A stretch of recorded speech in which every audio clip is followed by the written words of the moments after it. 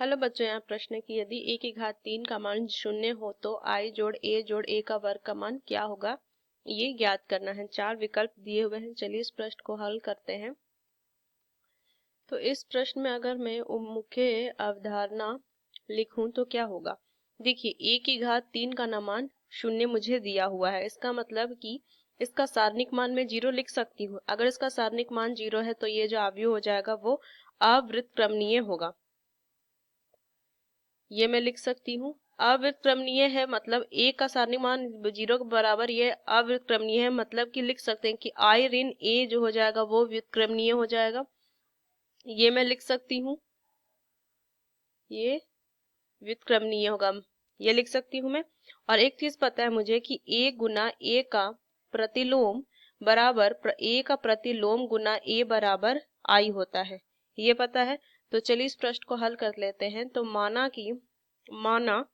x बराबर i ऋण a गुना में i जोड़ a का वर्ग, ये मैंने गुना करके लिखा। तो अगर इसको मैं ओपन करूंगी ब्रैकेट तो क्या हो जाएगा, i गुना i जोड़ a का वर्ग ऋण में a गुना i जोड़ a का वर्ग, ये लिख सकती हूँ। तो इसको अगर सॉल्व करेंगे तो i जोड़ a का वर्ग ऋण a का वर्ग ऋण में a की घात 3। देखिए यहाँ से i से गुना करेंगे, i में किसी भी अवयव गुना करेंगे वही आएगा। तो देखिए ये वही लिखे हैं हम यहाँ से। तो देखिए यहाँ से इसको और हल कीजिए तो क्या हो जाएगा, i ऋण में a की घात 3। अब मुझे दिया हुआ है कि a की घात 3 का मान 0 प्रश्न में ही दिया हुआ है। तो x बराबर i, ये लिखेंगे x का मान i आ गया। इसको अगर आगे हल कीजिए कि i ऋण a गुना में i जोड़ a की घात 2 का मान i आया। अब इसको हम क्या करेंगे, गुना करेंगे इसके प्रतिलोम से दोनों गुना करेंगे दोनों तरफ।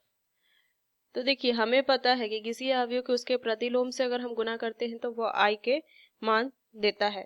तो यहाँ से क्या हो जाएगा, i के बराबर मान देता है। तो यहाँ से क्या लिखेंगे, ये हो जाएगा i गुना i जोड़ a का वर्ग बराबर, इधर क्या हो जाएगा, i ऋण a का प्रतिलोम और गुना में i, ये लिखेंगे हम।